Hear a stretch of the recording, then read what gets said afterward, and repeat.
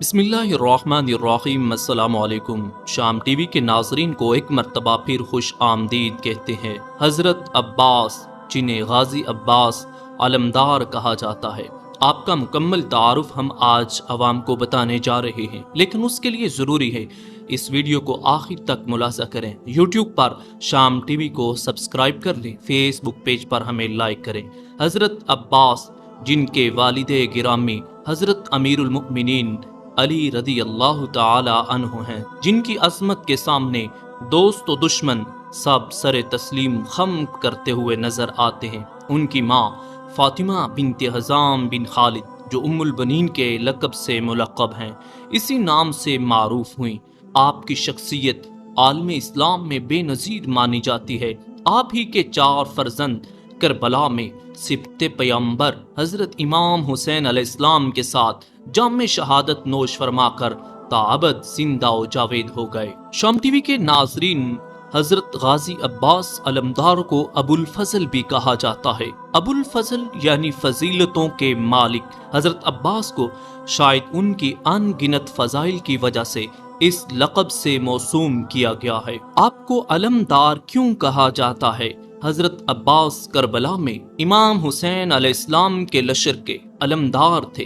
لشکر امام حسین کی سالاری کا منصب آپ ہی کے نصیب میں آیا۔ ناظرین، غازی عباس بن علی کی ولادت باسعادت 4 شعبان المعظم 26 ہجری کو ہوئی۔ بچپن ہی سے انہیں حضرت امام حسین علیہ السلام کے ساتھ بہت محبت اور عقیدت تھی۔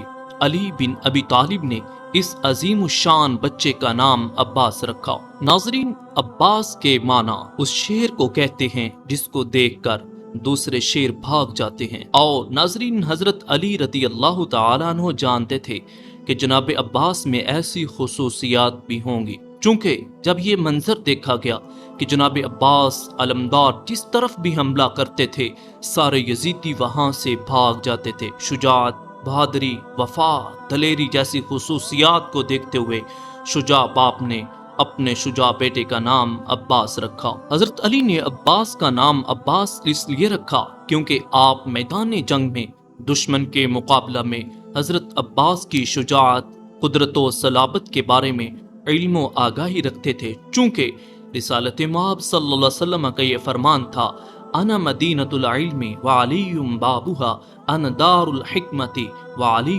بابھا۔ ناظرین، واقعہ کربلا کے وقت عباس علمدار بن علی کی عمر تقریباً 33 سال کی تھی۔ حسین بن علی نے آپ کو لشکر کا علمبردار قرار دیا۔ اسی وجہ سے آپ کا ایک لقب علمدار کربلا میں مشہور ہوا۔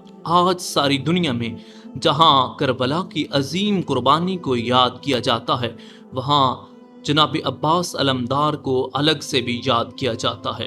امام حسین بن علی کے ساتھیوں کی تعداد 72 یا اس سے زائد تھی، اور لشکر یزیدی کی تعداد 30,000 سے زیادہ تھی، مگر عباس علمدار کی ہیبت، دہشت لشکر ابن زیاد پر چھائی ہوئی تھی۔ کربلا میں کئی ایسے مواقع آئے جب عباس علمدار نے جنگ کا رخ بدل سکتے تھے، لیکن امام وقت نے انہیں لڑنے کی اجازت نہیں دی، کیونکہ اس جنگ کا مقصد دنیاوی لحاظ سے جیتنا نہیں تھا۔ امام جعفر صادق عباس علمدار کے عظمت و جلالت کا ذکر کرتے ہوئے کہا کرتے تھے، چچا عباس کامل بصیرت کے حامل تھے، وہ بڑے ہی مدبر، دور اندیش تھے۔ انہوں نے حق کی راہ میں بھائی امام حسین علیہ السلام کا ساتھ دیا اور جہاد میں مشغول رہے، یہاں تک کہ آپ درجہ شہادت پر فائز ہوئے۔ آپ بڑے ہی کامیاب امتحان دینے والے تھے اور بہترین عنوان سے اپنا حق غازی عباس علمدار ادا کر کے گئے۔ ناظرین، غازی عباس علمدار کی شہادت کچھ یوں ہوئی۔ امام حسین علیہ السلام نے ان کو پیاسے بچوں کے لیے پانی لانے کا حکم دیا، مگر ان کو صرف نیزہ اور علم ساتھ رکھنے کا حکم دیا۔ اس کوشش میں انہوں نے اپنے دونوں ہاتھ کٹوا دیے اور شہادت پائی۔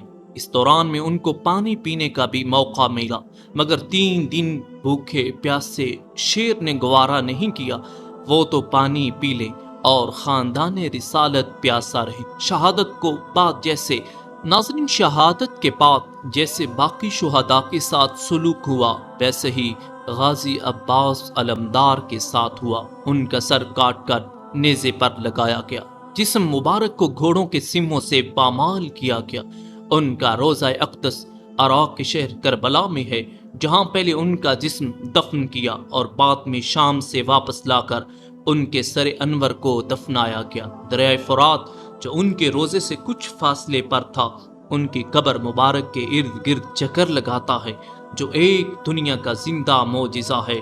اور کسی نے کیا خوب کہا ہے، ذو وہ شیشے میں کہاں جو الماس میں ہے، ذو وہ شیشے میں کہاں جو الماس میں ہے، سارے عالم کی وفا حضرت عباس میں ہے۔ ناظرین، امام زین العابدین علیہ السلام خود کربلا میں موجود تھے۔ امام حسین اور ان کے انصار کی شہادت کے بعد مخدرات، عصمت اور ننھے منھے بچوں کو کوفے اور شام کے بازاروں اور درباروں میں سہارا دیا۔ آپ ہی تو کربلا میں اپنے چچا عباس کی وفاداریوں کے چشمدید گواہ تھے۔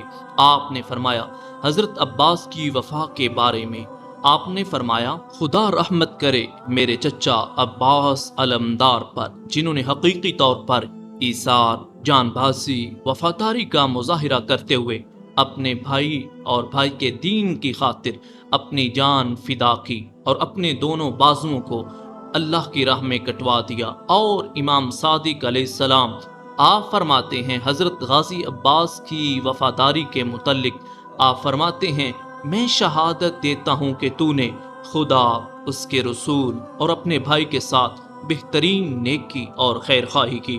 پس اے عباس، کس قدر اچھا فداکار اور وفادار بھائی ہے آپ۔ ناظرین، غازی عباس علمدار نے اپنے بھائی امام حسین علیہ السلام کے ساتھ کبھی نہ ٹوٹنے والا ایک عہد کیا۔ انہوں نے اپنے امام کے حق بیعت کی تاکہ باطل سے ٹکرائیں، اور غازی عباس علمدار امام نور کے پیروکار ہیں۔ ناظرین، جب صحن کربلا میں حضرت اکبر شہید ہوئے، کئی بار حضرت عباس نے امام حسین علیہ السلام سے جنگ کی اجازت چاہی۔ ہر بار امام حسین علیہ السلام نے یہ کہہ کر، بھیا تو میری فوج کا علمدار ہے، اگر تو جائے گا تو میری فوج کا کیا بنے گا؟ میرا خیال ہے شاید امام حسین علیہ السلام غازی عباس علمدار کو کچھ دیر اپنے درمیان مزید روکنا چاہتے تھے، چونکہ امام جانتے تھے جب تک آپ موجود ہیں ہماری امیدیں زندہ ہیں۔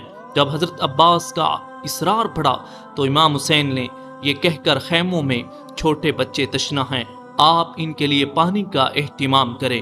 آپ نہر فرات کی طرف بڑھے، اور جب ابن زیاد کی فوج نے کہا کہ آپ کو پانی پینے کی اجازت ہے لیکن وہاں آپ پانی لے کر نہیں جا سکتے، تو آپ نے پانی کو پھینکا اور ارشاد فرمایا کہ جب تک امام حسین علیہ السلام اور آپ کے فرزند پیاسے ہیں تب تک میں اپنے اوپر پانی کو حلال نہیں سمجھتا۔